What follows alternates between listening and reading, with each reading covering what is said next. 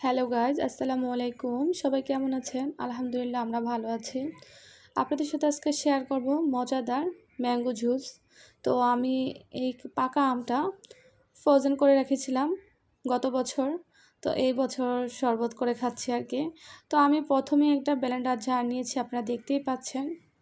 তো আমি ব্লেন্ডার জারে সবগুলা আম দিয়ে নিচ্ছি। এখানে একটু লবণ অ্যাড করব, বিট লবণ অ্যাড করব, তারপর পরিমাণ মতো চিনি অ্যাড করব। যেহেতু আমটা অনেক টক ছিল, সেজন্য চিনি অ্যাড করা লাগতেছে। সারাদিন রোজা রাখার পর এরকম মজাদার একটা ম্যাঙ্গো জুস খাওয়ার পর খুবই ফ্রেশ লাগতেছে মাইন্ডটা। তো আপনার সাথে একটু শেয়ার করতেছি। তো এই তো আমার জুসটা ব্লেন্ড করে নিয়েছি। ব্লেন্ড করার পর দেখতেই পাচ্ছেন অনেক ঘন হয়ে গিয়েছে। তো এটা আমি একটু পাতলা করে নিব পানি দিয়ে। বেশি ঘন আসলে মজা লাগে না, একটু পাতলা করলে মজা লাগে। কার কার ম্যাঙ্গো জুস পছন্দ? আমাদের বাসায় সবাই ম্যাঙ্গো জুস অনেক অনেক পছন্দ করে। যখন সিজন আসে তখন আমরা কাঁচা পাকা সব রকমের আমই ফ্রোজেন করে রাখি।